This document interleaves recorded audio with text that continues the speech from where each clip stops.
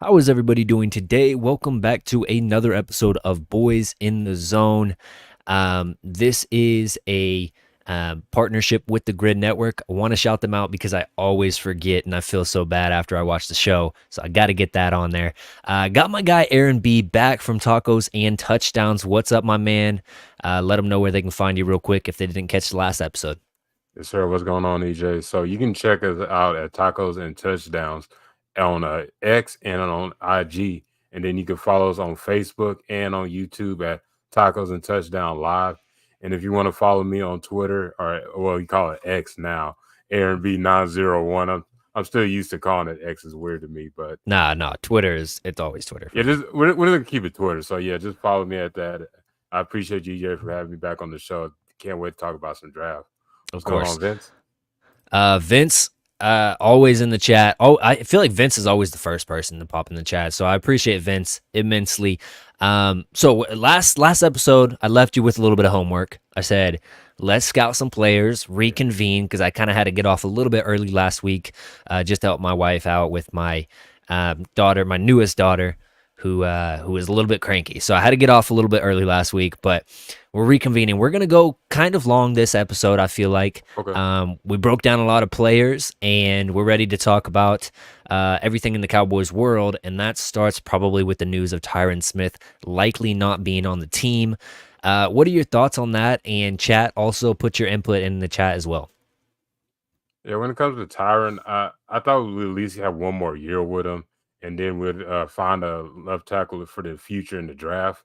But now it's kind of like you're basically first round. We got to get a left tackle.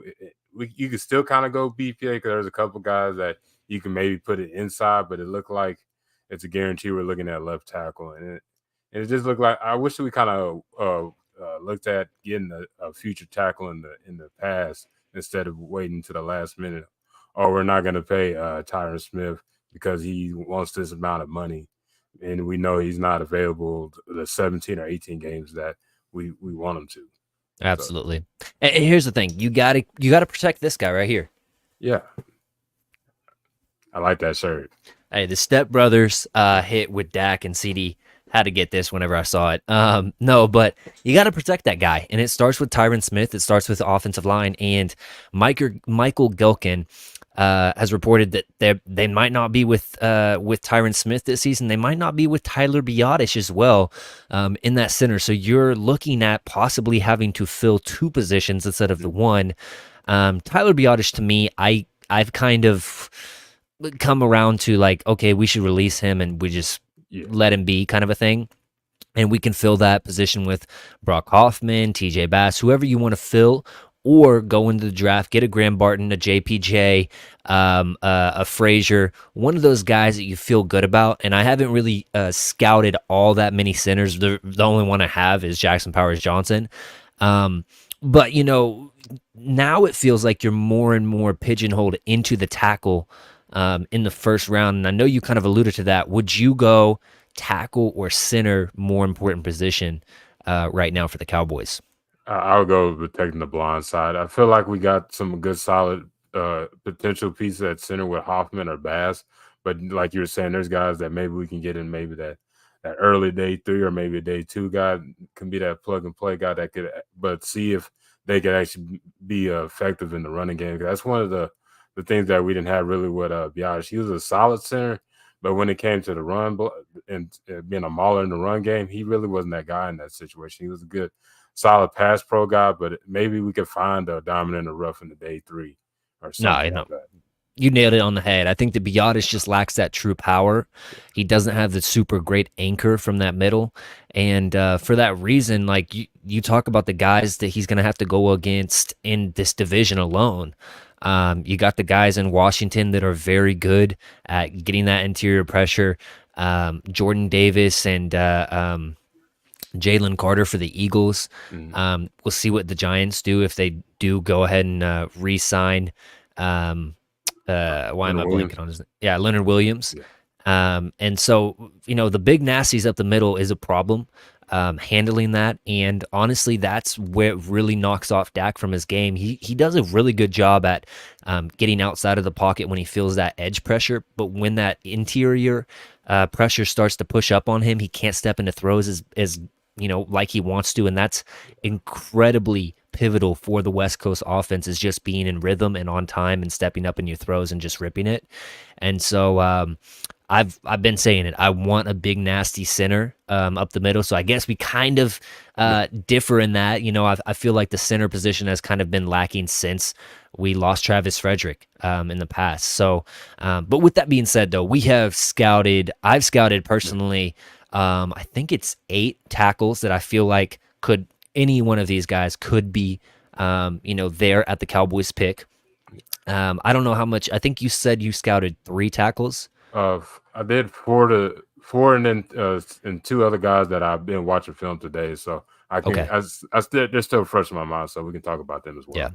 Aaron, well, here's the thing. Backstory on this. Aaron, he was scouting a little bit more based on the formal visits. And obviously those guys that come up first, the defensive tackles, linebackers, stuff like that. So I was focusing more on, because of the Tyron Smith news, the tackles. I did watch some defensive tackles, and I think I watched 1 linebacker. But we'll get into all of that. And I want to start off with just, I think you said, did you watch J.C. Latham? I didn't get to watch J.C. Latham, but okay. Which you said you watched Amarius Mims? Yes, I watch Amarius Mims. Well, let's watch Amarius Mims first, or not really watch him, but just talk about him and what he provides as a tackle, whether it be right or left. So here's some of Amarius Mims tape popping up on your screen. Let me get my notes up on him, and then I'll let you go. You definitely see a guy that can get to that second level, and he's. Yeah, so here's my strengths on Amarius Mims. I said Mims has prototypical size for an offensive tackle in the league with 36-inch arms. That's incredible length for an offensive tackle. I think that the threshold you typically look for is about 34 inches for offensive tackles. He has 36-inch arms. Massive frame. He looks to seamlessly transition from college to pros. His lack of true starts and game experience that he has, it doesn't show up on tape. I think he is incredibly impressive with his hand tech.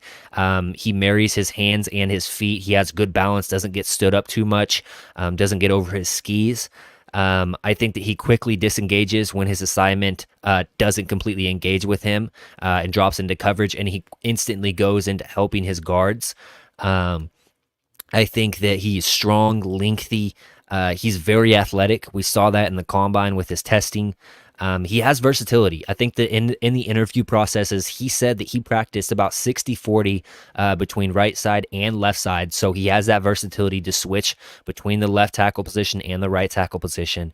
I just thought that for the lack of starts, and of course you have the injury concerns with him. That's his biggest concern, quite frankly. I thought he was pretty polished. I really did. What was your thoughts on Amarius Mims, and do you think that he is in that trajectory for the Cowboys if he's there at 24?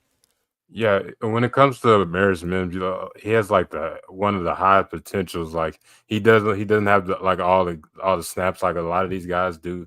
But you could look at a guy that could both play left and right tackle. He's not like the usual over 6'6" guys that maybe stand up too high all the time, but he has a good base to him and good lateral quickness and plays with power. And I feel like his best is at right tackle, but he could be something really good at left tackle as well because he's athletic and he has good footwork, what you got to see in the NFL combine and just looking at tape. He's just not some big body out there.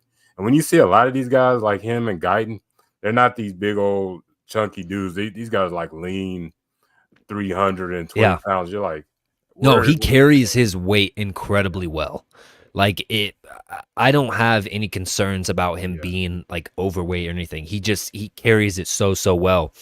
And like you mentioned at the top, like he can be used in the pulling game and run game. I think he's good in run department, but where he's truly special because of his length is the pass blocking department. So He said that he trained the 60-40 left to right.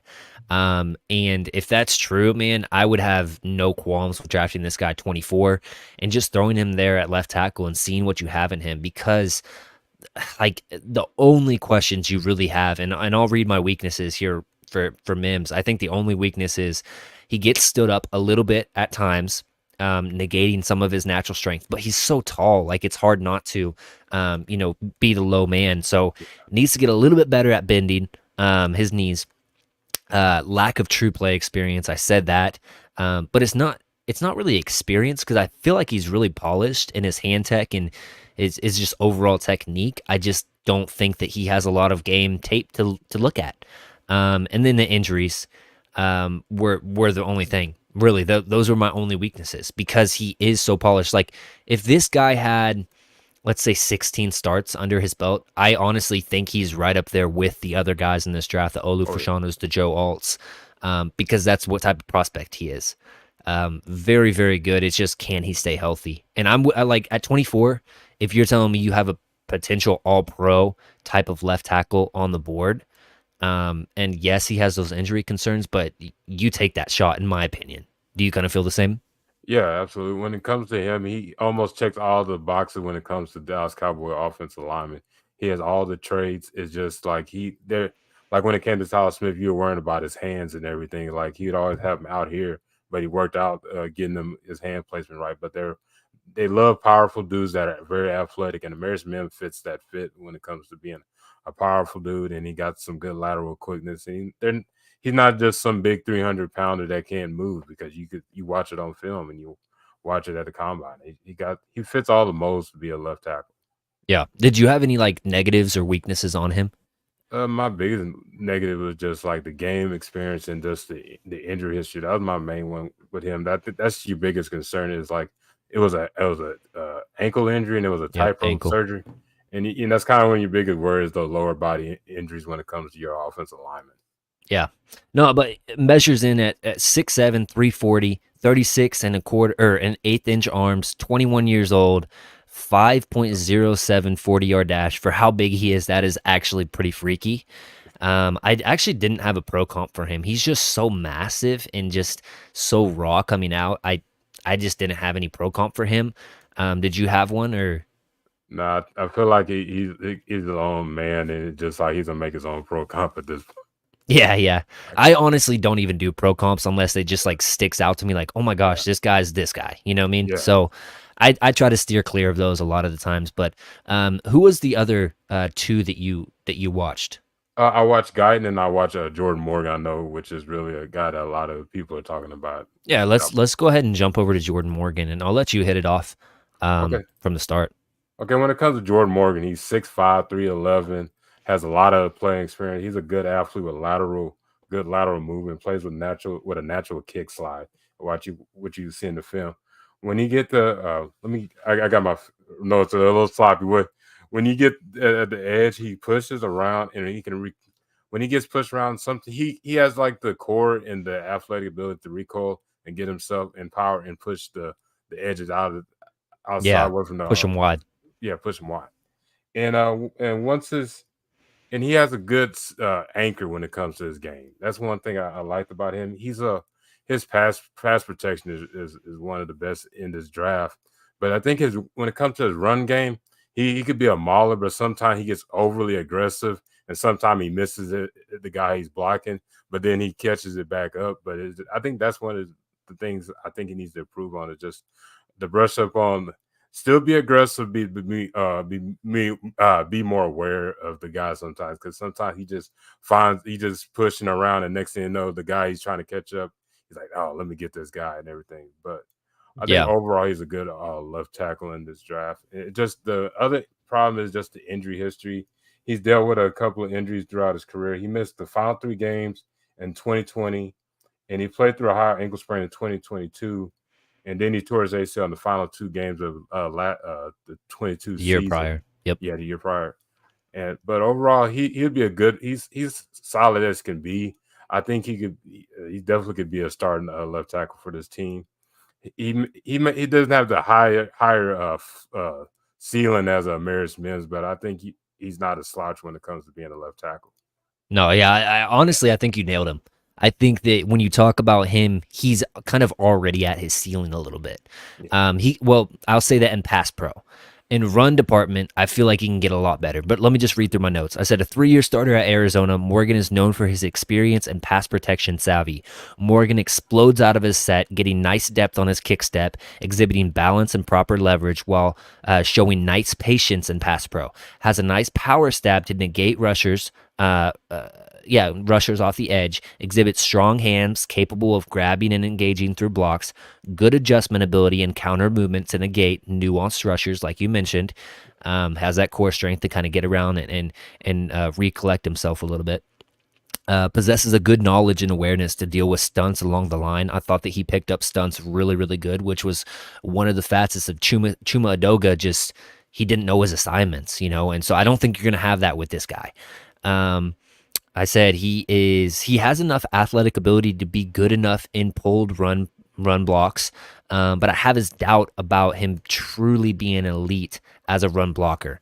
And truthfully, for that reason, I'm like I'm more of like, okay, second round trade back kind of territory for me yeah, on Jordan Morgan. Let me just read off these. Let me pull this back up so we're not just staring at something that's not rolling. He's 6'5", 311, 10 and 7/8 hands, which is actually really good size. However, he has short arms, 32 and 7/8 arms. So a lot of teams probably are projecting him out to more of a guard, which I don't necessarily love because I think that he lacks true power as a guard, like an interior player. But 22.5 years of age. I have a second round grade on him. I watched the UCLA and Washington games every single snap that he was in the game. 4. I just said that weaknesses, doesn't get good enough push in the run game on a regular basis, lacks ideal length at the position for the next level, needs to marry his upper and lower half a little bit more. And he can get in trouble dealing with speed to power rushers. So those guys like a Michael Parsons that will try to bend it across the edge, but then come straight back through your face and just push you straight into the lap of the quarterback. I saw that he struggled with those guys a little bit. And so, it's nitpicky stuff in that regard, but really I'm concerned a little bit about his run, his overall run blocking and his ability to do so. But man, I think that he is, he's worthy of it. Like, I wouldn't be mad if you picked him 24 because it allows Tyler Smith to settle there at the left guard position. And you don't have any ideas of, okay, let's kick Morgan inside. I think that it's true. Morgan is going to be your left tackle. And Smith will stay there at left guard because they're both better at those two positions than switching them in my eyes. yeah. I didn't see a guard when it comes to Josh Morgan.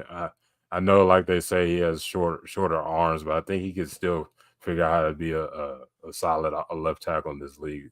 I think, like you're saying, just working on the little nitpick things right there. But I think honestly that just comes with reps playing in an NFL. Honestly, Yeah, absolutely. And then you said you watched Guyton, so let's jump into him.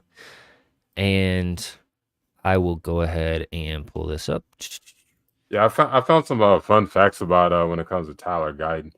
He hasn't played offensive tackle his whole career. He was actually played at TCU. He was a backup offensive tackle and an H back, but he was recruited to be a tight end from he's from Maynard, Texas, and it was the last 2 seasons of his career. He switched up to right tackle, and Mm-hmm. his first season he had 400 snaps, allowed 2 sacks, and no quarterback hits, and that was his first year at right tackle. It's kind of like a guy that who well, almost about 10 years ago, like a Lane Johnson, who was a former quarterback, and he developed into another a left tackle. Not comparing their game to each other, but Yeah. over Uh, when you well, I my mean, Lane was just a much better, like, polished player. yeah, And then he tested out of his mind at the combine, too. But keep going, though. yeah. When it comes to him, it's the total opposite when you got with Josh Morgan. This guy is a mauler when it comes to being a run blocker, and Yep. and when let me look at my notes, and he can get to that at that second level. He plays with good leverage, power to make to move defenders.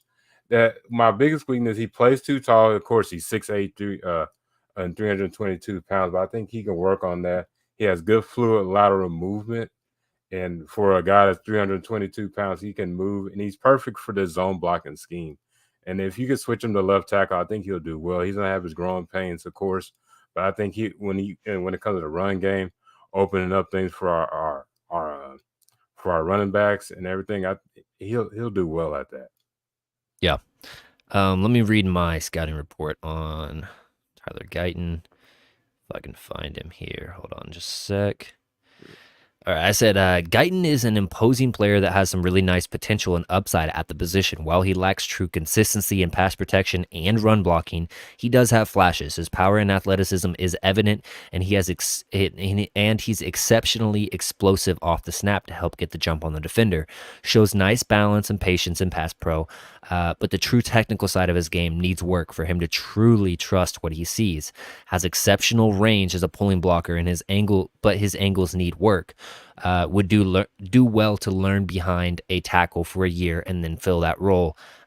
So like, if we did have a Tyron Smith, I would love the Tyler Guyton pick because I feel like you could set him a year, allow him to, start in a pinch because Tyron's going to get hurt. But it would just allow him to learn behind somebody and really get that coaching. Because like you mentioned, he wasn't always an offensive tackle. And I think that's pretty evident on film too. For me, he does have a little bit of an upright kind of, stance at the beginning. I think that it would serve him well to kind of get down a little bit more, but that's asking a lot for such a big dude as well. 6'7". Let me pull it up. He's 21 years old, so he's actually 6'8" is what it says on my thing. I think that he actually came in at 6'7", but 322 pounds, 34-inch arms, so he meets that threshold. Tested out really, really well. 5'1", 940, 35-inch vertical.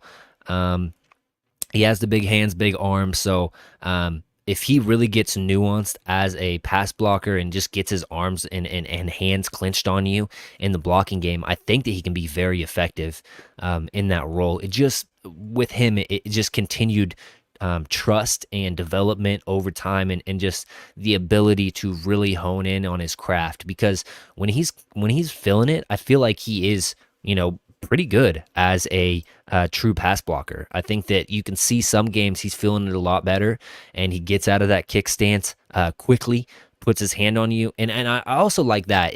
Like he's willing to have enough savvy to say, hey, somebody's coming over this way, and communicate along the line. For such a young guy, you don't see that a whole lot with newly accustomed players to that position. So I liked Tyler Guyton. I didn't love him. In my opinion, he'd be another trade back scenario and pick him up. So if you're looking at like a Buffalo Bills type of possibility for them trying to trade up and get one of those wide receivers, and you can kick back and you can take a player like a Tyler Guyton, I would like that. Do you kind of feel the same, or would you take him at 24 and feel comfortable? I would trade back.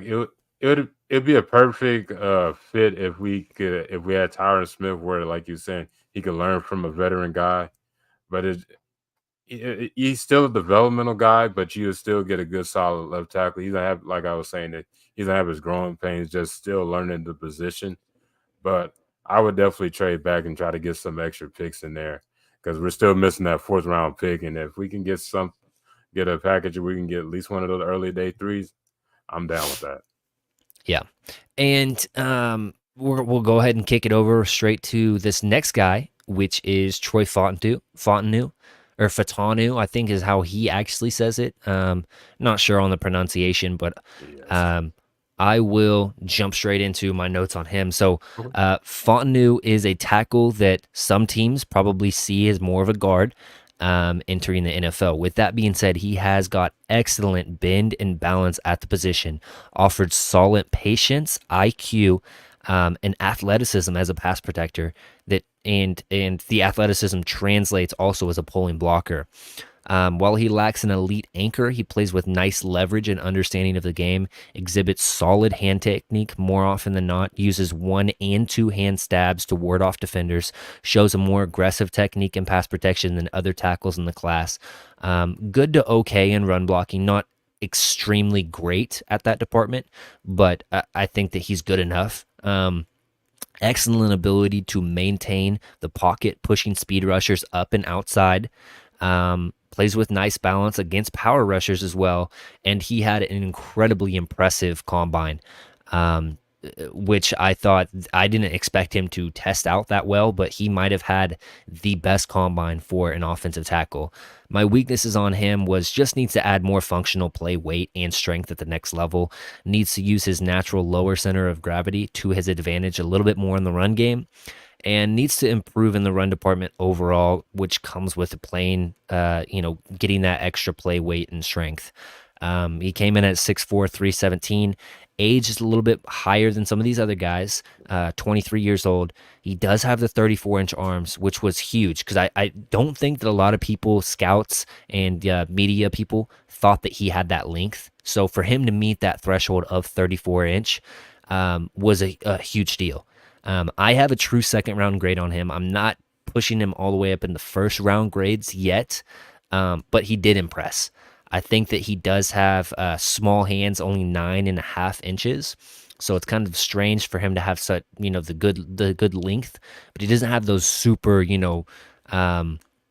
powerful hands that are, well, I won't say powerful because he does show powerful hands. He just doesn't have those, vice grip type hands.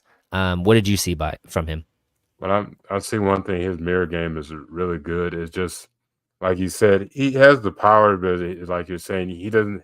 He has like the long arms for a tackle, but then he has the hands like you would see on a guard. And from the film, I understand why people thought he was 6'3", because I'm looking at it right now. He doesn't look like the 6'4" you look that you're expecting to see, but then you're also looking at some of his probably the offensive linemen on the side are probably a lot taller, but he has the good lateral movement, which you're looking for a tackle. But I think he would fit better as a guard, in my honest opinion. It just need to develop as a run blocker. You could kind of see in the Washington scheme, they're more into pass pro a little bit. But I think overall, I think just develop as a run blocker and just get more powerful and just like get functional strength. Is sometimes you'll see in certain blocks he kind of leans and stuff like this a little bit because he's trying to play catch up with some of the edge rushers. But that's another guy I would probably trade back for if I was going to get him. Really? Yeah, I'm actually okay with picking him at 24, honestly. And Okay. yes, I have a true second round grade on him, but I think that like whenever I originally watched him, I watched this game and I came back and I watched a few other games and I just thought that he was incredibly nuanced as a pass protector. He just realized who like it was evident that he did film study. Like he knew who the rushers opposite of him were and he knew their tendencies and how to combat that stuff. And I think that he's an intelligent player and I think he has enough upside that he really can get better as a run blocker. And so I feel a lot better and I have him as my number 4 overall offensive tackle, and I haven't for my people coming at me for that ranking. I have not ranked Joe Alt or Olufashanu. I just those guys are probably going to go a little bit too early, so I didn't waste my time scouting them right now, and I probably will relook at their tape a little bit down the road. But I just wanted to put that out there. If you guys are in the chat, please do drop a message real quick because I haven't really noticed messages. Usually the chat's a little bit more live. I just want to make sure that we're still going and we're good right here. But with that being said, let's just jump straight into the next guy, which was Kingsley Suamatai. And I don't know if I'm saying that completely right, but we're going to roll with it. I know that you didn't watch this guy, so I will just go ahead and, carry up this discussion for him. I said Suamatai is a prospect that has ideal length, hand size, athleticism, and weight for the next level. Much better pass protector than run blocker. He exhibits good leverage, balance, patience, has the ability to help inside when necessary, shows a good ability to engage and clinch blocks with his strong hands, has the ability to play left or right tackle. Personally, I thought he was a little bit better as a left tackle, but I see some people say the opposite, that he's better as a right tackle. So, I just, from the film I watched, I thought he was better as a right. I think that he just seemed a little bit more comfortable. Has good enough athleticism to get to the second level and be a good pulling blocker. But inside the trenches, I really think that he gets a little bit too stood up, doesn't play with a great pad level. And for that reason, I don't love him at 24. And he's more of the 35-ish range for me. I can see that. So a true second round grade on him. Now he was transferred. I believe he played at Oregon before BYU, transferred to BYU. And he's a guy that was, and don't quote me on this, I think he was pretty highly recruited out of high school. Just for whatever reason, didn't really work at Oregon and transferred out. And he played right tackle, left tackle, so he has that versatility along the offensive line. And if you miss on some of these other guys and you have to drop back in a trade back scenario, let's say Tyler Guyton goes way early than you expect. This guy seems more of a bet on his upside pick than a Jordan Morgan. I feel like Jordan Morgan's almost to his ceiling already especially in the pass department. I don't think that with this kid. I think that he has everything you want from an athletic profile.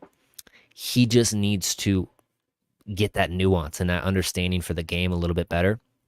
And I think that he'll be right there. He's almost, cut from the same cloth as a Tyler Guyton for me. I thought that, let me pull this up, just weaknesses. I said really nice length, but it can get him in trouble sometimes against pass rushers with quick, powerful swipe moves because he likes to extend his arms a little bit too quickly because he has that extreme length, and that can get him in trouble with somebody that has a really powerful chop move. Poor run blocker, just lacks power and strength in his lower half to really dig in and really move defenders. Plays with poor pad level, I said, and I kind of mentioned that a little bit earlier. Inconsistencies in his game as a blocker. Doesn't seem like he trusts his technique at some times, and that might be a little bit of switching from right to left a little bit more than you typically see. But he's 6'5", 326 pounds, 10 and 5/8 hands, so big hands, 34.25-inch arms, 21 years old. I put a third round grade on this, but I think I'm going to switch that more to like a 2-3. Just because his upside's so good. So that's where I'm at with him. I don't know if He sounds like a guy that you don't want to be switching, moving him around. You just want him to stick to that position, and he can develop it. If he's going to be a right tackle, he's going to be a left tackle. You don't want him to be like going back and forth. You kind of just want him to develop and his game, like you said, his nuances, everything to it, instead of just trying to do position flex with him. Yeah. And so let's go ahead and jump into. We've done Mamarius Mims. We've done Jordan Morgan. Let me knock off some of these so we don't. Fuaga, Fonnu. Oh, we didn't do Fuaga. Okay, let's do Fuaga real quick.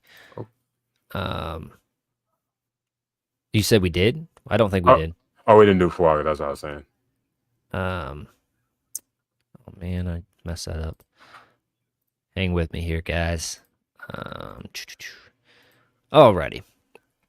Fuaga, he was the first one I scouted. So Fuaga is one of the premier tackles in this 2024 class, allowing only 20 QB hurries, 4 QB hits, and 0 sacks over 1,400 snaps that he played the past 2 seasons. Possesses nice athleticism to get to the outside and to the second level in the run game. Shows nice patience and confidence in his technique when his pass protection when in pass protection, and he rarely gets caught in poor positioning, in my opinion. Shows quickness off the line and the ability to get out with balance and precision with his kick steps. Keeps keeps his head on a swivel in pass pro, always looking for free runners to engage with, shows nice aggressiveness and power wanted in the run game, continues to get better year in and year out in pass protection, but he's probably the best run blocker in this draft, in my opinion. Incredibly good in like zone running schemes. I've said his weaknesses were he can get a little bit too upright, making him susceptible to power rushers. He's a right tackle player, and you always have those questions: can he transition to right to left? And he has short arms, but not like short where I'm super concerned about it. 33 and an eighth inch arms length. That's right under the threshold for me. Truthfully, like short arms for me is like 31 inches. So if you have 32 and a half, I feel good. If you have 33, I feel okay, good. If you have 34, 35, and then like we talked about Mary Smith, 36 is absolutely crazy. So, and he's only 21. So I honestly have him as probably a top 10 pick. But with some of these guys' combines and, who knows, with the interview process is always a complete question with regards to those things. He could fall, but honestly, in my opinion, if you put me at gunpoint and said, hey, what do you think? Where does he go? I'd say top 15 for sure. So I don't think that the Cowboys are in position to draft him. Now, what I will say is if the Cowboys fall in love with this guy because of what he can do as a run blocker, you could possibly see the Cowboys going up and getting their guy. And like I said, he is a true right tackle, so you always have the questions of can he transition to left? But Terrence Steele is a very, very good run blocker. Obviously, this past year he was not good, but this guy, if you add both of your tackles, is very good. Then you have Tyler Smith. Obviously, Zach Martin has declined a little bit. Then you throw in one of those, centers that have a lot of size, and there's quite a few of them in this draft. If you can get one of those guys, or factor in Brock Hoffman or TJ Bass, maybe playing center, I think that you're a better run blocking team than you were last year, in my opinion. So, it's one of those things. Do you want to go up and spend that draft capital to get a guy when you have the lack of draft capital because of the moves you made last season? Who knows? But overall, I really, really did like Talisi Fuaga from Oregon State. Yeah, if we had more draft capital, I would be down with that. But it's just the lack, and then we still got a lot of needs. Unless we handle business in free agency, hopefully. It just you don't want to do that risk, or you may miss out a guy in day 2 or day 3 that could definitely fit in your team. But yeah, I feel like there's still going to be some quality offensive linemen at 24, or even if we trade it down a little bit, in my opinion. Absolutely. And this next guy, I'm on board with. Man, he is a mauler. So this is J.C. Latham out of Alabama. I said, with a developed frame of 6'6", 342 pounds, 35 and an eighth inch arms, it's hard not to fall in love with Latham's physical profile at the next level, exhibiting solid anchor, power, strength, quick feet, and an understanding of the position. He might be my favorite watch on tape thus far. In pass protection, he shows exceptional balance and patience, allowing him to stonewall incoming defenders. In run blocking reps, Latham shows the athleticism to not only get to the second level, but meet the second level with an aggressive, hard-nosed block, often putting players on the ground. Has excellent leverage to ward off defenders, while possessing a great first punch as well.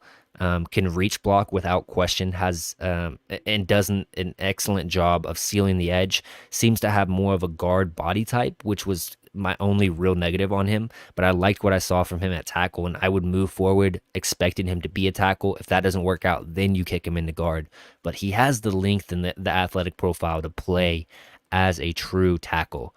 He just kind of looks a little bit more like a guard to me. Really like does. He has that big booty, like Yeah. It looks like, so I don't know. But like I said, my only weaknesses for him was I think he can struggle a little bit with like wide 9 edge rushers, those speed dudes that line out way out wide, just because his kick step isn't the greatest, and he doesn't acquire a lot of ground with his kick step. And you can kind of see right there, he had that short step at the beginning.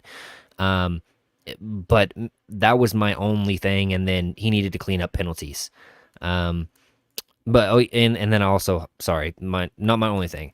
Doesn't allow sacks, but he does allow some pressures. Like as far as pressure rates and stuff like that on PFF, I think he was like ranked like number 9 in this class. So not the greatest, but overall, I really did like what I saw from this guy. And like I said, if he doesn't work out as a tackle, I would have absolutely zero questions about him working as a guard. I just think that he has that versatility and he just has that anchor, that power to really work in the phone booth. 6'6", 342, 35-inch arms, 11-inch hands. Supposedly, and I don't know how accurate this is because he didn't run at the combine because of a little injury. He can run under 5 in the 40. So Man. athletic profile as well. So I really thought that J.C. Latham was the best watch that I had on all these guys, and I at least tried to watch 2 games of these guys, if not 3. But I know that the SEC is kind of sticklers for showing footage on their guys, so I don't want to get canceled. Moving on to this next guy, though, and this was the last one, was Tyron Amagaji, and I don't know if I'm saying that completely right, but he's out of Yale. He is, and I didn't even finish my notes completely on him, but I did want to recognize him as a player because I think for all of his going up against, lesser competition, like he's going against Holy Cross and, these, Future engineers. schools, yeah, like lawyers and doctors and stuff, right? For what I will say about that, whenever I look for players that are from the smaller schools or, playing against lesser talent, I want you to absolutely be dominant, and I think that he is. I think that in pass protection, he is a stone wall. You're not getting to the quarterback. I just think that he has a good first step. He has incredible length, incredible size for the position. He is, he's that upside person. Do you want to bet on his upside? And for me, I have a 2-3 on him. But I know some teams think that he is legit. Like it truthfully would not surprise me he's going up at the top of the second round. I think first round territory would be a little bit much for me, but I think he has athleticism to get to the second level. I think that he has really, once he gets his hands on you, you're kind of just done. And I think that overall, man, from just this little bit of tape that I saw, because like I said, he's out of Yale. There's not a whole lot of tape from Yale. From the 2 games that I watched, I saw a guy that competes, has a good motor, has the length that you want at the NFL. In the NFL, has a really, really good pass protection profile, and he's getting better as a run blocker. So if you miss one of those first round tackles, and if he falls to you in the second, I would be okay with that. Truthfully, I really would, because like I've said with the Cowboys on my show plenty of times before, what the Cowboys do is they draft offensive linemen, and typically they're pretty good at it. They really are. So, Amagaji is a small school guy, and I know that our guy Will McClay doesn't typically like going for small school guys. But if you miss on one of those bigger names, don't be surprised if you're like, who is this? Kyrian Amagaji. Like I told you guys, I want to put him on the map at least. But those were the guys that I watched from the offensive tackle position. Did you see anything while you were watching a little bit of tape from those guys? Did anybody stand out for you of the guys you didn't watch? You brought up some good points when it came to Latham. When I first you had him on the tape, I was like, he really looks like a guard out there, but he does a good job playing offensive tackle. And then when Yep. Fuaga, he can be a run mauler, of course, but I think his main position is right tackle. But I wouldn't mind a Kieran from what I watched. Maybe I'm overreacting, seeing that he was playing against future lawyers and future Fortune 500 guys. But if you could develop a guy like that to be your future left tackle, I'm game with that. We do got a really good guard with Tyler Smith, and honestly, you've seen the Cowboys for years. They always did good development finding offensive linemen, and it's UDFA guys as well. Like you find a diamond in the rough with a Terrence Steele who didn't have the best Senior Bowl, but ended up being a starting right tackle for you. Brock Hoffman and TJ Bass stepped up this year. And when you watch TJ Bass's film back at Oregon, he showed that he could be a really good guard, but he was playing tackle at Oregon. But you end up getting a steal out of him. And Brock Hoffman was a guy that you got from the Cleveland Browns, and he showed that he could be a solid guard. But if they drafted a guy, Kieran out of Yale, and he's gonna be our future left tackle, I'll be like, okay, they seen something that a lot of us didn't see. They didn't worry about what the helmet said or where he came from. And if you go with the small school guy, I'm I, I'm down with it unless it doesn't pan out in week 10 or something like that. Yeah, no, I completely agree. Um, do you want to go ahead and jump into your other guys that you scouted real quick? Okay, yeah, we can do that. I looked at two formal meeting guys. It's kind of like this position is the nickel position. I think that it's like just in case we don't resign Stephon Gilmore who plays outside, and then we still have Deron Bland, but we don't.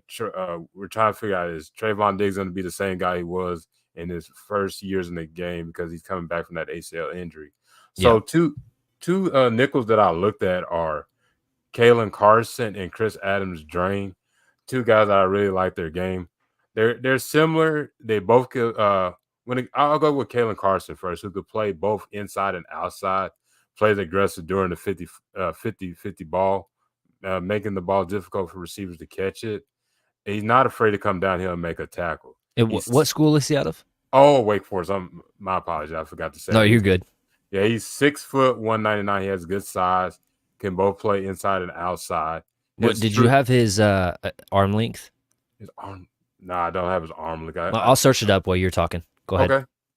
Yeah, and honestly, his bread and butter is in the press man coverage, and he gets physical and he disrupts routes.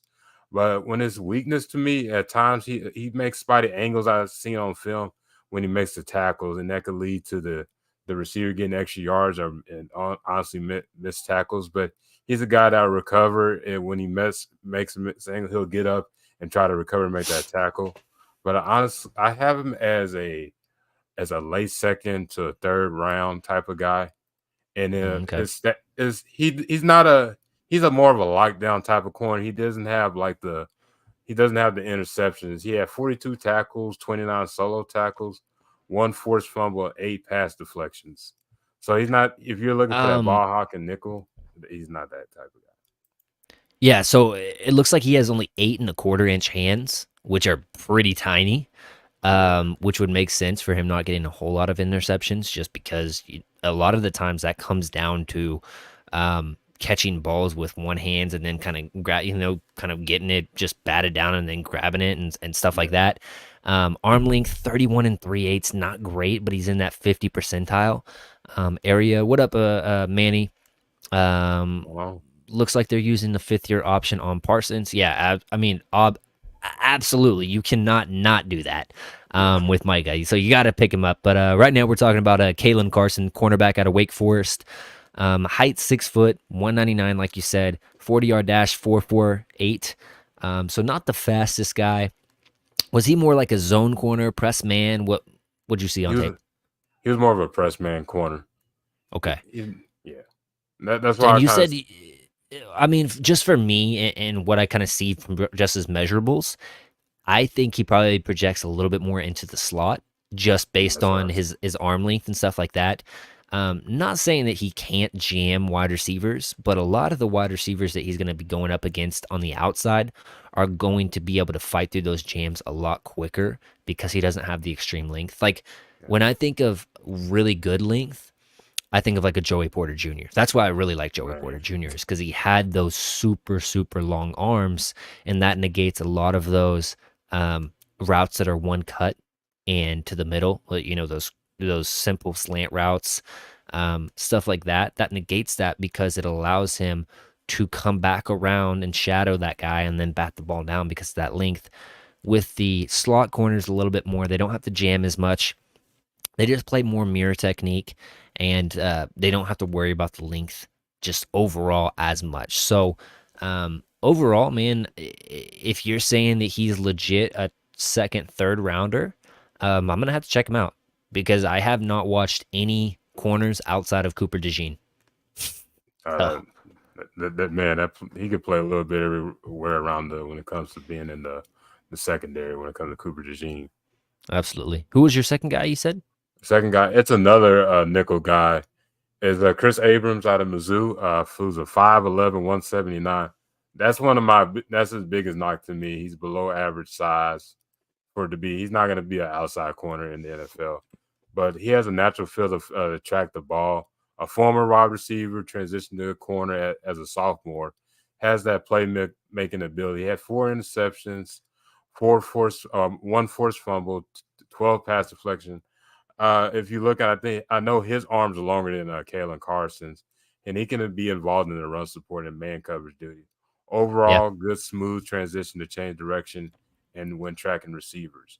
So my biggest knock is just his size. I see him as a third round just due to the fact that he's not the biggest guy, but he's a slot corner, and there's no doubt in my mind. He's not For me, like one thing I look for in slot corners is they have to be able to tackle. Is he a good yeah. tackler? Yeah, he's a good tackler. Okay. He's a better tackler than Carson. He makes the right angles. He's gonna come downhill. And he sometimes he goes for the big hit. Sometimes when you go for the big hit, it kind of messes up with that. But he can wrap up and everything when it comes to Okay. Chris Abrams. Hey, I'm gonna have to check him out. I think that I'm gonna probably start with more of those down the board kind of corners because I don't think the Cowboys are gonna use a pick in the first round. Yeah, Second, maybe, but I just feel like overall, what I think about them is they're going to look for a corner that can come in third, fourth round. So we'll see. Let me pull this up. yeah. It's a need, but it's not like the major need. You're not gonna use a first round on him when you need at left at your offensive line. Yeah. All right, and I'm gonna go ahead and jump in. Those are the only two that you had, right?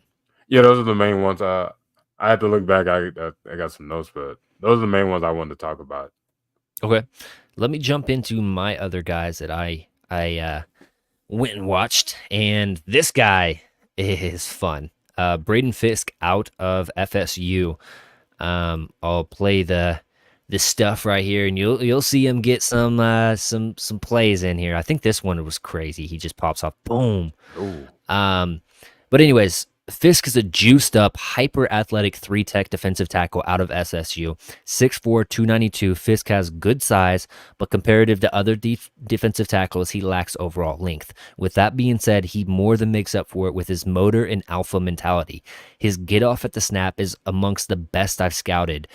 Pairing that with his ability to shed blocks, and you've got a player that lives in the backfield. He has strong, aggressive hands that can get into pads and push blockers off balance. Utilizes swim moves from the interior to shoot gaps and spring teammates open on stunts. Constantly gets a hand free and disengages with blockers to grab and slow down runners on inside runs. Constantly the first player off the ball.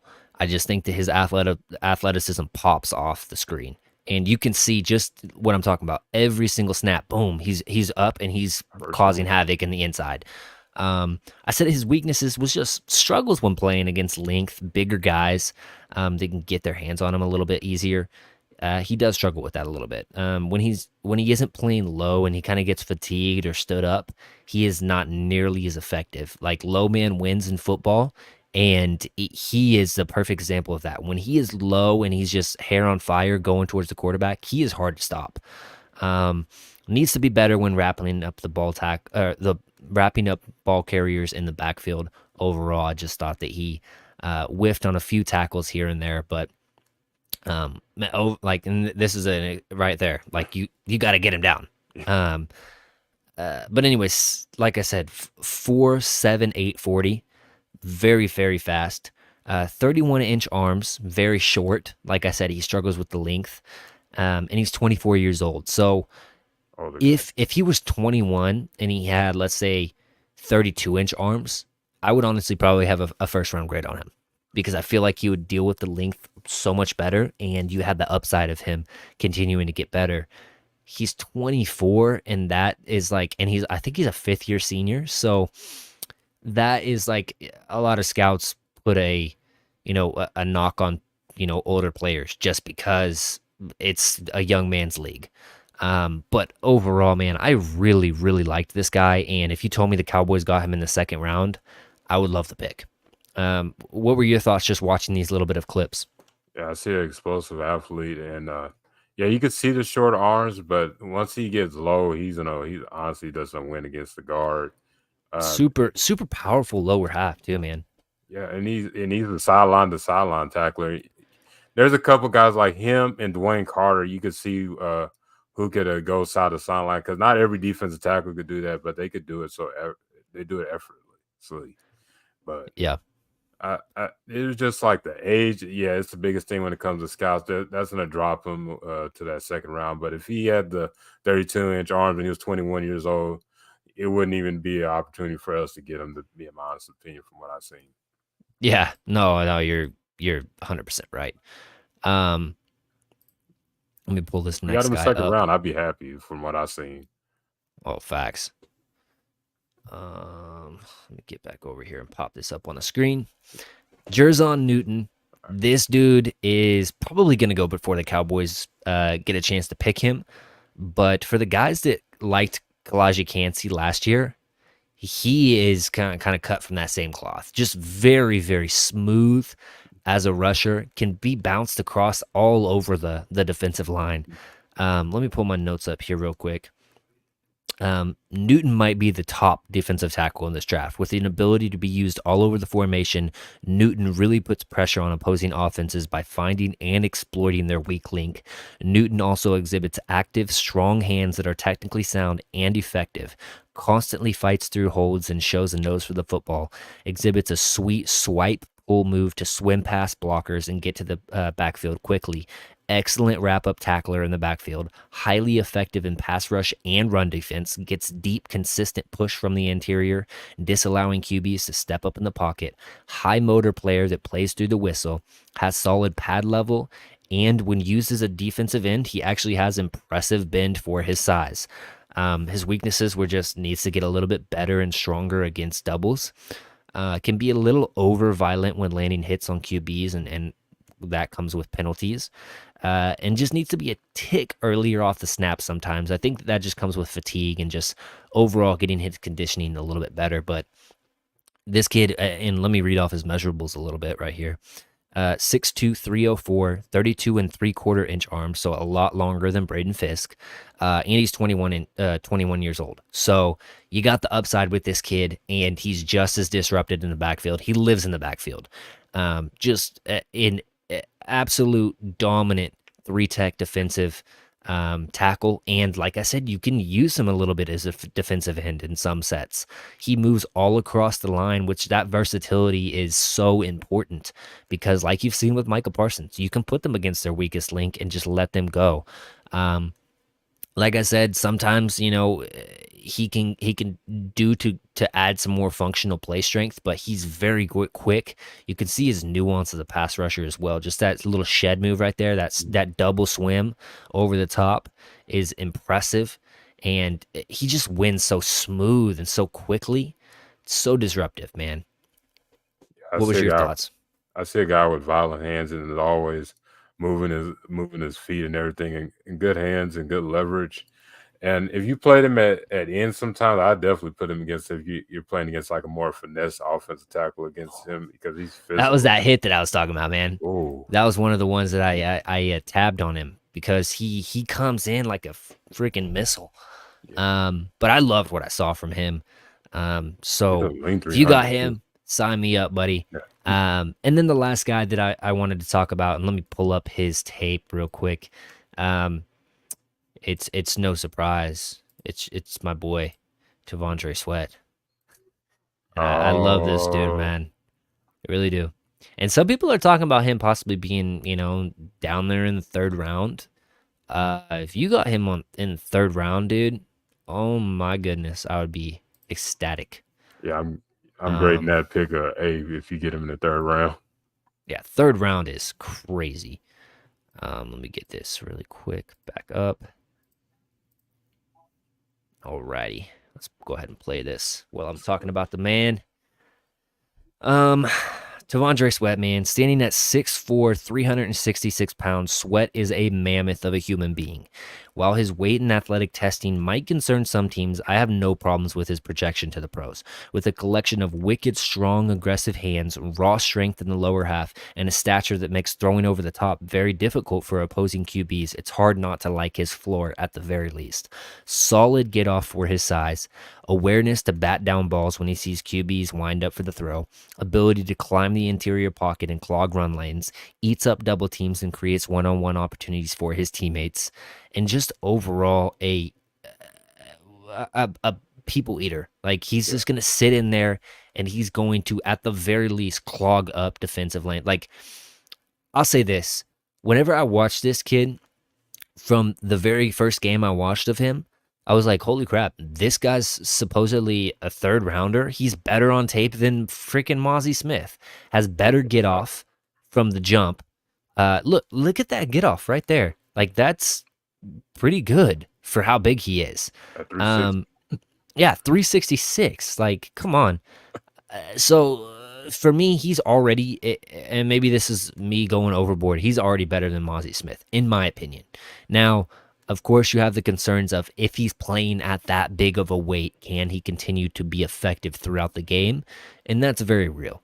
However, I see a guy that has a high motor uh, still. So, like, it's one of those things like he's obviously not going to be a three down player, and most big defensive, one tech defensive tackles, nose tackles aren't three down players. Um, but man, I like him. I like him a lot. I think that if you can get him in, even in the second round, I'd feel comfortable with him. And I know that that hurts some people's egos in the front office, drafting a defensive tackle with another premium pick the year after you just did it with Mozzie. But I think that the upside with this kid is so much better, and the floor already, at the very least, he's going to be exactly what you wanted Mozzie to be year one. So uh, I just it's a no brainer for me if he's sitting there in the third round. If the second round, you can move me off of him if you think there's a better player. But third round, I would be hard pressed to take anybody but him if he was there. Yeah, he plays with excellent power and just man, his get off is what like we just said, faster than a Mozzie Smith when you watch the film, and he's always trying to find the. He's a run stopper. If you get a Yeah, good get him in a good rotation with Mozzie Smith, and I honestly I'm starting to. From what I'm watching right now, I'm starting to got like a sweat over Mozzie Smith until I see something different. yeah. Yeah, No, I'm right there with you, honestly. if he's the best, if he's available in third round, there I'm not, and we didn't draft another defensive tackle before then. I'm getting Chandra Sweat in my honest opinion. Absolutely. Did you scout any more players that you want to go over? I can go into I got two linebacker My guy Barry Grant Jr. Also on the Grid Network says, yeah, being better than Mozzie ain't hard right now. LOL, I agree though. Salute. Which shout out to Barry Grant Jr. Had him on a couple weeks ago, and just a great guy, and a friend of mine. So yeah, I always love to see him in chat. But go on, Aaron. So one guy I did look at one of the formal meetings, and that was Tyron Hopper, who's 6'2", 221, had 55 tackles, 36 solo. Hopper's a linebacker, right? Yeah, he's a linebacker. And from What what I watched on what film, school he's a was he at? Mizzou. Mizzou. Okay, Yeah, go ahead. yeah. When you look at the film, you just look at him as a will linebacker. He's a sideline to sideline range type of guy. Tracks and finds the ball. Good lateral ability to get the ball. The first thing you notice about his game, he flies. He flies and drops down to make tackles with physicality. One of his biggest knocks to me is he struggles to shed blockers and can be taken out of plays. I got like a late third to early fourth round grade on him. He's kind of Okay. one of those early day three guys. If you got him, if he's there at fifth round and you need a good will linebacker. Tyron Hopper is that type of guy. Okay, so you have like a 5th round grade on him. Yeah. Okay, and that was the last guy that you scouted? One guy that you were talking about, I was doing some film work on him, and is Edrin Cooper out of Texas A&M, of another I like him. former Cowboy meeting. One thing I use, heat-seeking missile when he brings the heat, when he makes a tackle. Overall explosive athlete, doesn't hesitate to make plays in the pass rush game, and he trusts his eyes. A very good blitzer, has the ability to drop into coverage. Terrific job of sniffing out screens and spying at athletic quarterbacks. His knock on is occasionally loses track of the ball while searching the miss point. But I see a late first to early second on Edrin Cooper when it. Yeah, I have a 2nd round grade on Edrin Cooper. I have questions about his coverage ability, but I see what you're saying. Situational pass rusher, very good. I think he checks the boxes on that. Downhill linebacker, I really like him. Like you said, heat-seeking missile. He hits you, and I think that in some of the interviews or whenever he was on the podium, he was talking about his favorite linebacker, and it was Fred Warner. I don't think he covers like Fred Warner, but on the other respects of his game, I think that he flows naturally in the run game. And he, like you said, he sniffs out stuff pretty easily. Sometimes he can get caught guessing a little bit, but overall, I really did like Edrin Cooper. I'd have no qualms about drafting him 2nd round. And for me, it's like one of those things, like you don't want to pigeonhole yourself into a specific specific position for a round, but 2nd round really feels like the sweet spot for linebackers for me. And so Edrin Cooper, Peyton Wilson, Junior Colson, those guys seem like keep an eye out. Let's go ahead and pull up this mock draft simulator and we'll jump right into it, man. Sound like a plan. We've done our portion of the breaking down some players for you guys, and now we're gonna go ahead and jump into this. And this time I'm starting from scratch right here. Care for positional value, I'm gonna put that medium. Draft needs, I'm gonna just put this medium too. And then randomness, I'm gonna put less. And we're gonna go 4 rounds, and we're gonna roll it. And here we go, starting the draft. Oh, Jackson Powers Johnson right before us. Tyler Nubin jumps into the 1st round. Let's go ahead through these picks. So Caleb Williams, Drake May, 1-2. Brock Bowers, number 3. So they're trying to get Gronkowski back in New England. Yeah. Marvin Harrison Jr. and Malik Neighbors off the board. Cooper DeJean to the Giants. That is incredibly high. Roma Dunze drops to the Titans. Byron Murphy to the Falcons. Quinyon Mitchell, which is be an excellent pick for the Bears. Talisi Fuaga goes top 10. Talisi Fuaga before Joe Alt. That's crazy. Joe Alt to the Vikings. Jerzon Newton to the Broncos. Jaden Daniels goes off the board right there. Troy Fontenot's off the board. Olu Vashanu. J.C. Latham as well. So we've got our crop right here. Leatu Latu, exceptionally crafty edge rusher from UCLA. At one point, they thought that he would never play football again, and that's what Washington told him, basically. He goes to UCLA, gets cleared to play ball, and he has been the top graded out pass rusher, according to PFF, the last 2 years in college football. Highest pressure rate in from my understanding. He is flat out awesome. Average athlete, but technician as a pass rusher. He has counter on counter on counter, and he proved that at the Senior Bowl. Amarius Mims, another guy we talked about at the top of the show. Obviously, the questions are the injuries and the overall just playtime. Why was he not a starter for longer? And I know that other guys were ahead of him at Georgia. Like, Georgia's a premier program. Peyton Wilson is an option. I'm so surprised that Peyton Wilson is up at 26 ranked. Yeah, it's a little high. And I know that he ran the 4.40. He tested out to be an elite athlete. But with the injury concerns, it is a little bit, because shoulder injuries are no joke for linebackers. But, we'll see. Brian Thomas Jr., exceptional wide receiver, ran a 4.3 40, I believe, at over 208 pounds. I don't see him being here in the actual draft, but he is a name to watch because if he does get here, I would be very interested in grabbing him. JJ McCarthy drops in this scenario. Tyler Guyton, Lad McConkey, a route running demon. Zach Frazier, a center that I've mentioned on the show before this. Donnie Mitchell, who's been comped to like a CeeDee Lamb. So how do you feel about the board and how it's dropped right here? Because I I kind of feel like we could almost trade back. What's your thoughts, Aaron? Yeah, when I was looking at it, because the guys that are on there is like you could get a Maris Mims, but you like you're saying you got to worry about the injury history. But I would see if we could trade back and let's see maybe we can get a fourth round pick in this range. Okay. So if we drop the 3 spots and we try to pick up 90, 71. Let me see. It won't give us 71 probably, but Dang. 90. I mean, I could try 71. Screw it. Oh, they Oh, it accepted it. works. Okay, hey, Oh, let's get it. So we dropped down a couple spots, and the players that went off was Peyton Wilson. So they felt good enough to go get Peyton Wilson, Leatu Latu, and then we lose Amarius Mims. I'm not completely like terribly sad about losing Amarius Mims because of the other tackles we have on this board. And let's just check them out right now.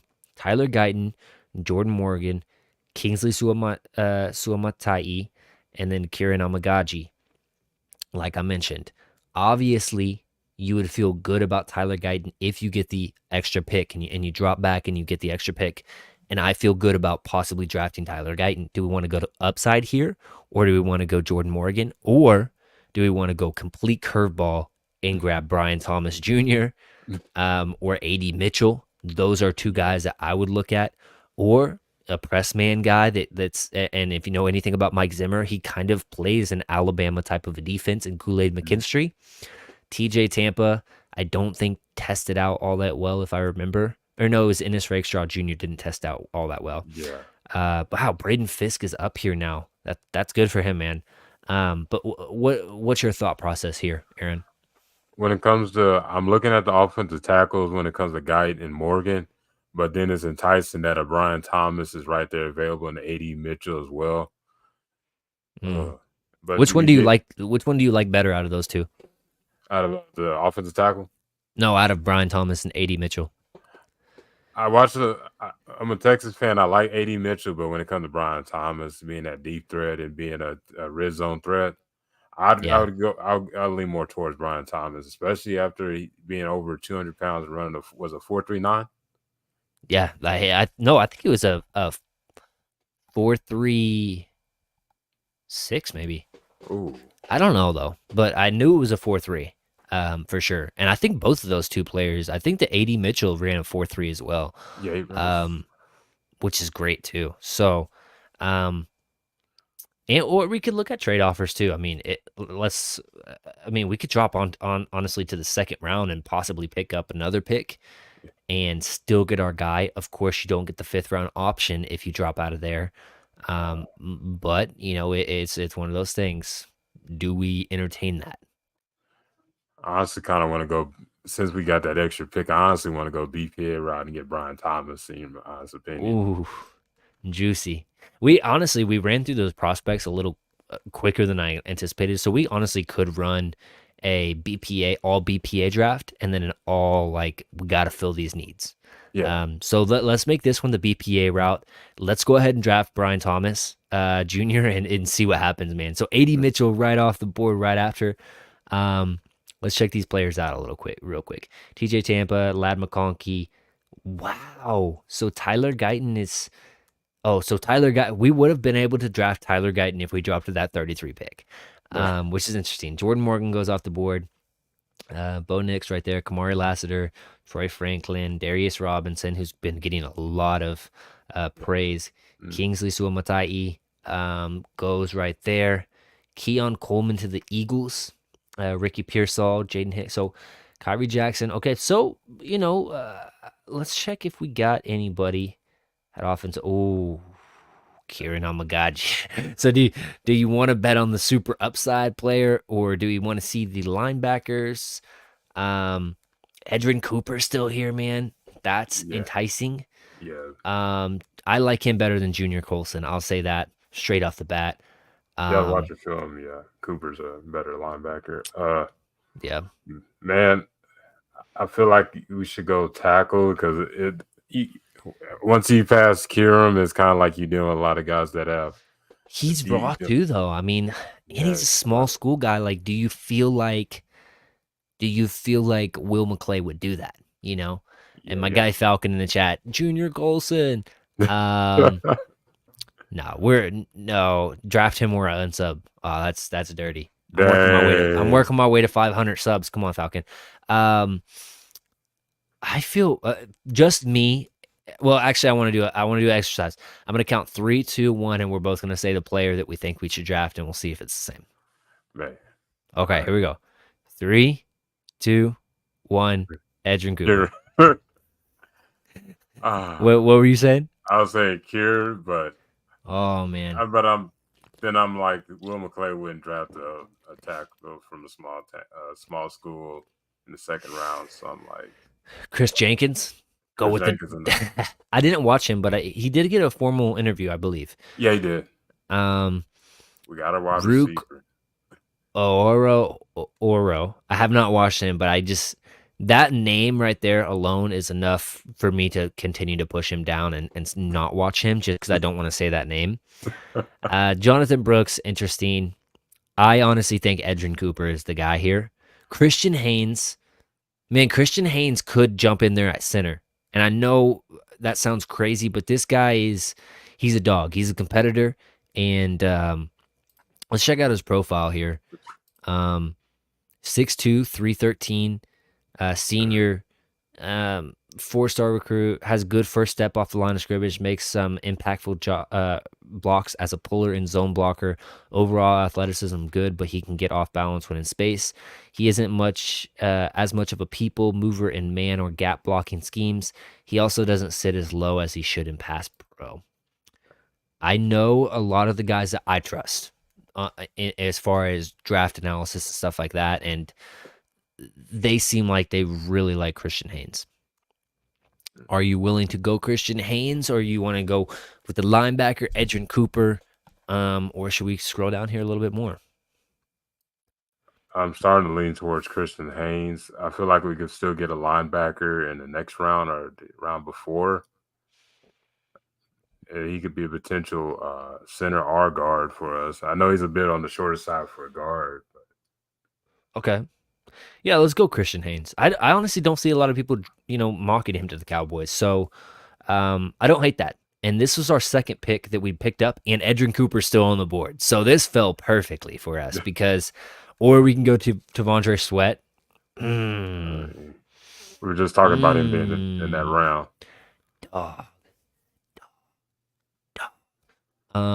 Yeah, I think just Edrin Cooper. It's got to be Edrin Cooper. Are we both in agreement? Yeah, let's get Cooper.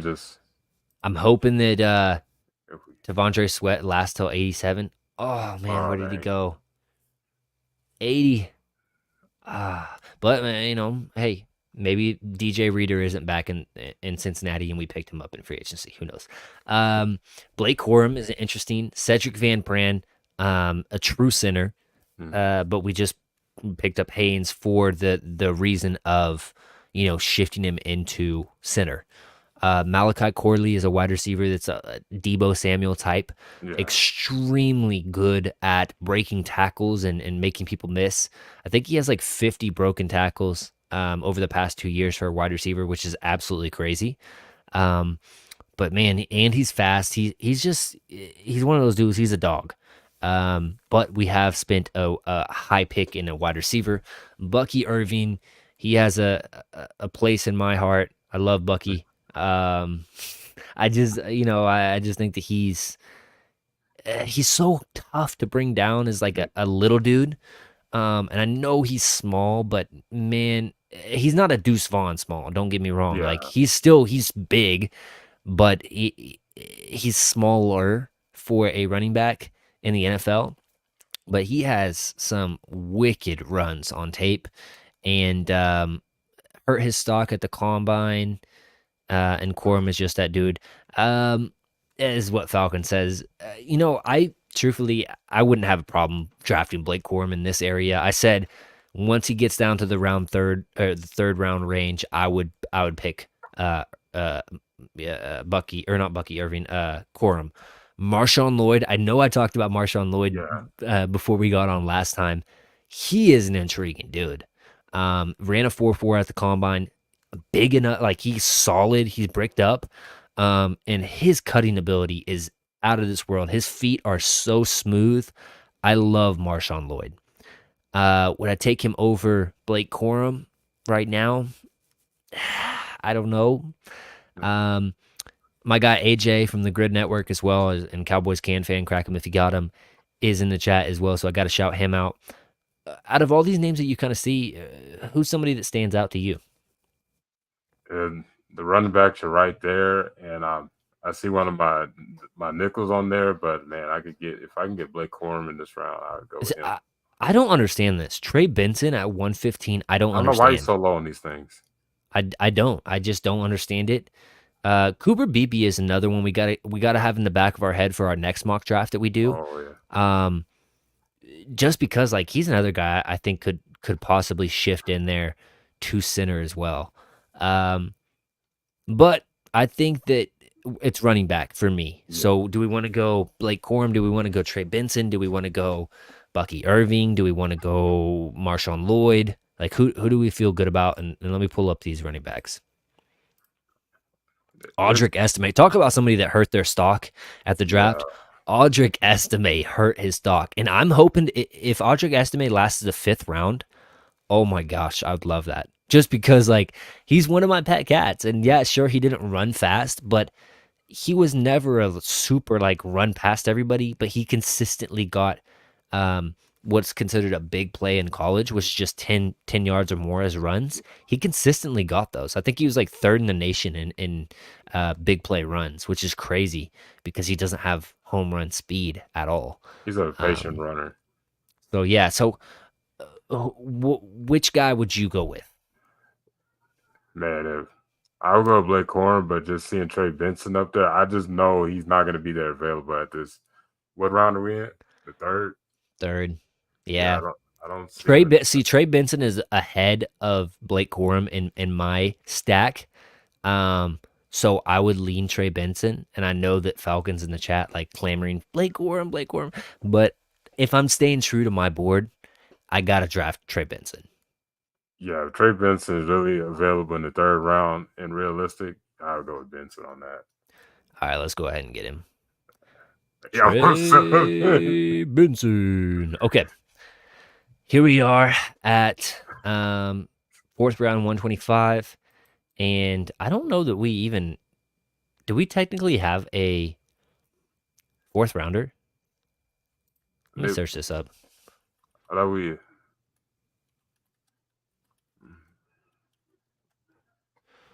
Cowboys draft picks.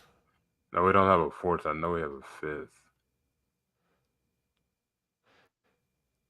Why is it? That's so weird. Why is it giving us our 4th rounder? Oh, because we did that trade. No, we didn't trade for 125. Oh, we didn't? I don't know why it's messed up right here. That's weird. So we just honestly we have to just we have to kind of just let this be because we don't have a 4th round pick technically. Okay. I don't know why it's messed up. That's so weird. Yep. So I guess we'll just draft somebody. We'll just say that we're gonna draft Malik Washington because I like him. Yeah, that's weird. I don't know why it says that we have, because like right here, and let me switch to this. It literally says 88, and then we have 5th comp pick, 6th comp pick for those 2 players, and then we don't have. I don't know where they got the 4th for us, so that's strange. But anyways, so this was our draft: Brian Thomas Jr., Christian Haynes, which we're gonna jump in there at or pop in there at center. Linebacker, we got Edrin Cooper, and then Trey Benson, which was a D+. I don't understand that. And then Malik Washington, obviously that's not a real pick. But yeah, I felt good about that draft, but we got 0 help for the offensive tackles. So let's restart this and Jackson Powers Johnson, of course, goes off the board. Uh, I hate this. No, I'm just kidding. Graham Barton's there. We got Peyton Wilson again, Tyler Nubin, Brian Thomas Jr. again, Tyler Guyton, and let me just pop up offensive tackle and interior offensive line because I think this is where the Cowboys are aiming to go. Okay, so we have Graham Barton, Tyler Guyton, Zach Frazier, Jordan Morgan, Kingsley Suamaiti, and Kirian Amagachi. Falcon in the chat saying EJ hates Michigan, confirmed. That is not confirmed. But hey, label me whatever. Anyways, and then Christian Mahogany, who's just like he has that mentality, like I'm gonna put you in the dirt. Cedric Van Pran is another guy that is obviously not in this range, but another guy we need to keep our eye on. Bo Limmer, Arkansas guy. Jerry Jones has ties to Arkansas. Got to keep our eye on him. Cooper Beebe as well, and you can shift him into center possibly. I've heard some good things about Dominic Pooney as well. I have not watched him though. So, out of this stack, how do you feel about this, or would you trade back? And look at this run of tackles right before us and offensive linemen. Olu Fashanu, Amarius Mims, Jackson Powers Johnson, J.C. Latham. I think that's just a sign that we need to definitely pick up one of these offensive linemen. And when I'm looking at it, honestly, I'm thinking how the Cowboys think when it comes to the offensive line. They like those guys that can play position flex. Ooh. You could look at a guy like a Graham Barton or who was the other offensive tackles? How do you cancel the trade on here? I don't even know. Select. Oh, they're trying to have us drop way down. Pick 34. So we'd have to drop 10 spots to possibly do. So I don't think that we're going to go with the trade. Graham Barton gives you the ability to possibly play him at tackle, guard, or center. Tyler Guyton, we've talked about him a little bit. Zach Frazier as well. But I think the route to go is pick the true tackle, and then later in the draft, we'll get one of those guards or centers that can shift into center if they need to. Do you kind of feel the same, or? Yeah, so you're thinking about like a Josh Morgan or you mean Jordan Morgan? Jordan, yeah, I've been saying Josh Morgan this whole. No worries. So yeah, either a Jordan Morgan or a Tyler Guyton, whichever one you feel better about. I kind of feel like I have trust in the Cowboys picking a more raw player, so I probably would lean Guyton. But if I'm staying true to who I think is better currently, is Jordan Morgan. Yeah, they're usually gonna go with the raw player. I honestly think we'll go with Guyton on there. Okay, let's go with Guyton.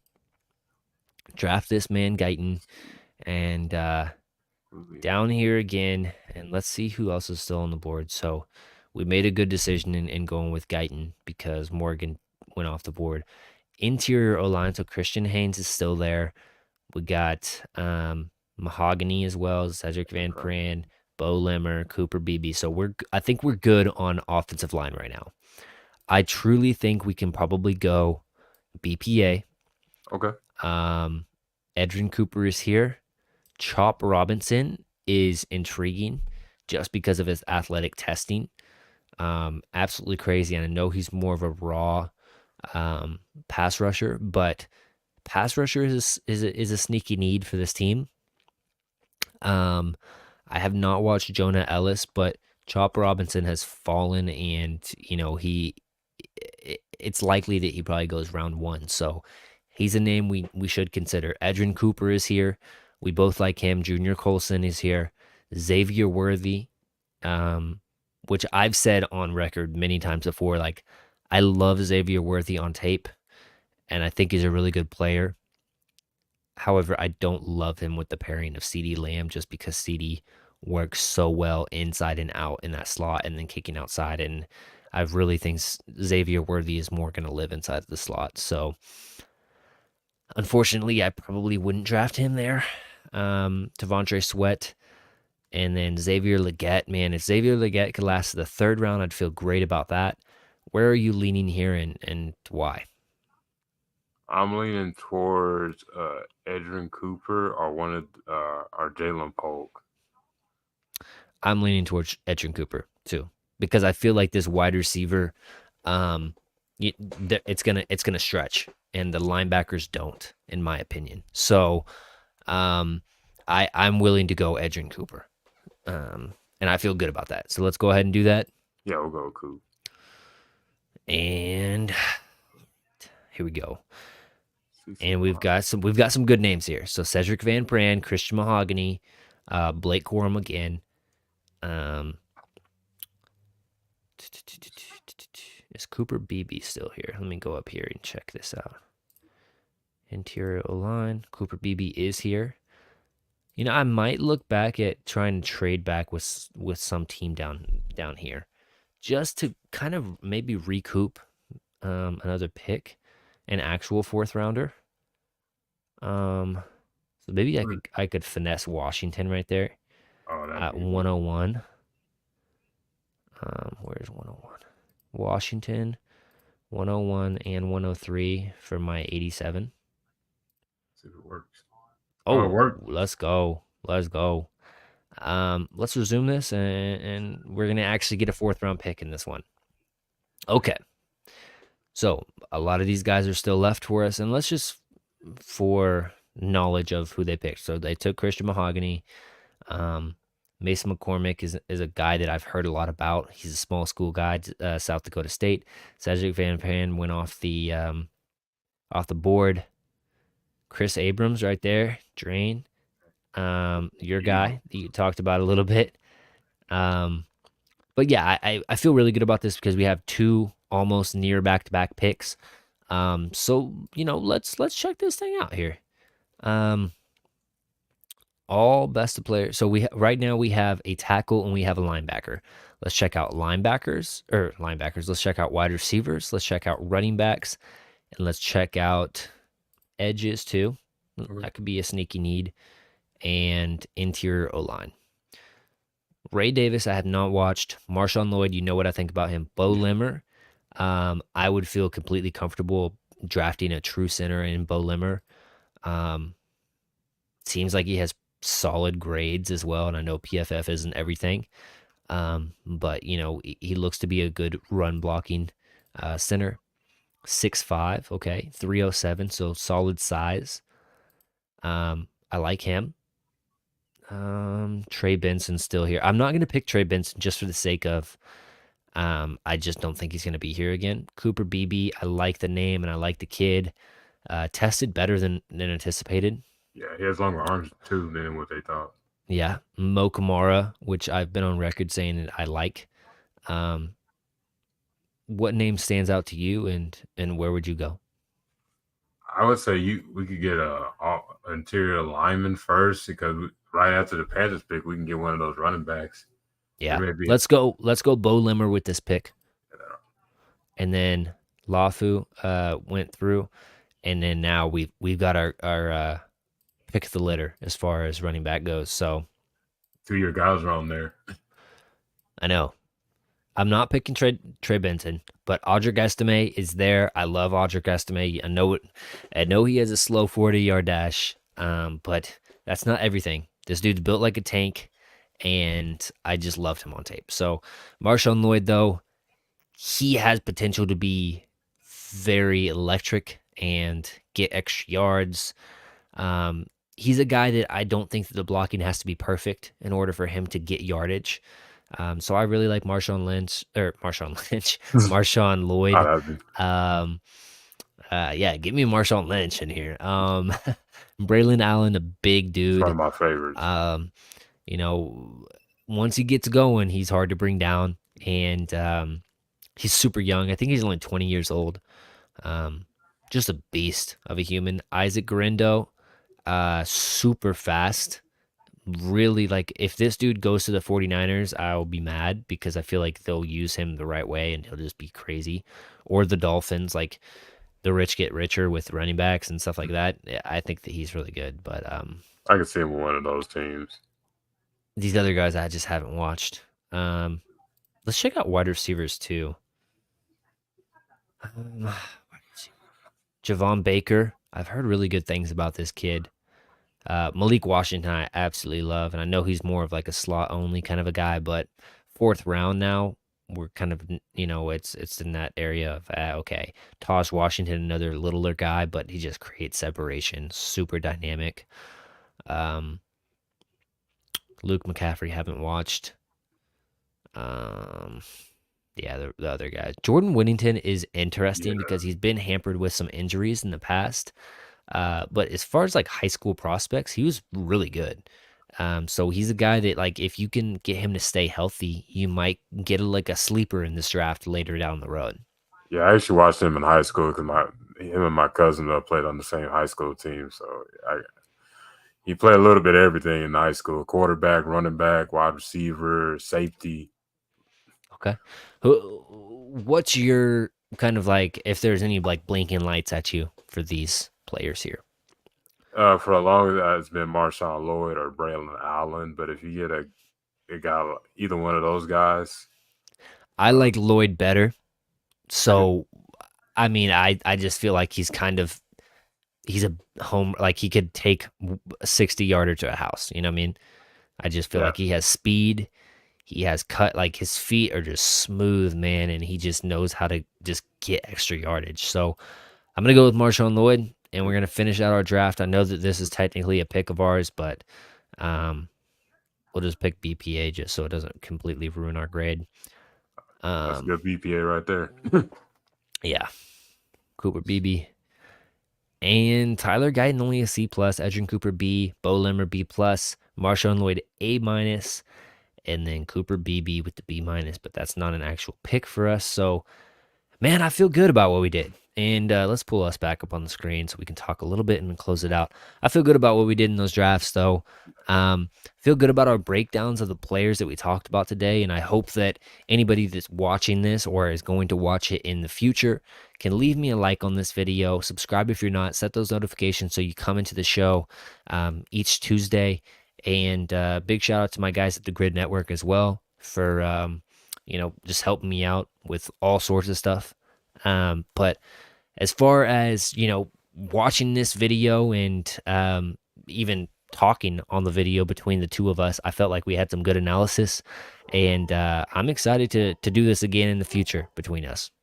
Yeah, absolutely. I appreciate you, Jay, for having me back on the show for a second time. Definitely got to get you back on Tacos and Touchdown Live. Definitely do some more breakdown. It's crazy to think that this draft is next month, but it just Hmm. feel like there's still a lot of work to be done and everything. But it's gonna be fun. You got free agency coming up next week, Yep, so there's more. When being a Cowboy fan or a Cowboy content creator, we're just gonna be busy. It's 365, like very exactly. very little no breaks because there's always something to talk about. Exactly. So it was a fun show. I think next week I'm supposed to have on the Star We Are, some of those guys over there. So that should be a fun show. As far as you, Aaron, man, I appreciate you coming on, spitting it up, doing your homework like I put on your plate for no apparent reason other than hey, check these guys out for me. It was fun, and just shout your socials out one more time, man. Yeah, appreciate you, EJ, again. Go check out Tacos and Touchdown. Go give us a follow on X and on IG. And we're new to YouTube. It's Tacos and Touchdown Live. So get subscribe or subscribe back. And then on Tacos and Touchdown Live on Facebook as well. And you can follow my personal Twitter page on Aaron B901, Aaron B901. And I appreciate you again, EJ, for having me on. Absolutely. As for me, I'm EJ Savage. Do a show every single Tuesday night. I said that earlier, but just make sure that you smash that like button. I don't say that enough on my videos, and it's something that's completely like to subscribe to somebody. It only helps them out. It's completely free to you. Why would you not subscribe? Why would you not like their videos? It just helps the person that's putting out the content. So, got to get better about saying that stuff. And overall, man, I just can't thank the other people that have helped me come through and guests come on the show and stuff like that, man. I appreciate every single one of you guys, and thank you. And we'll catch you next week. Peace out. Peace.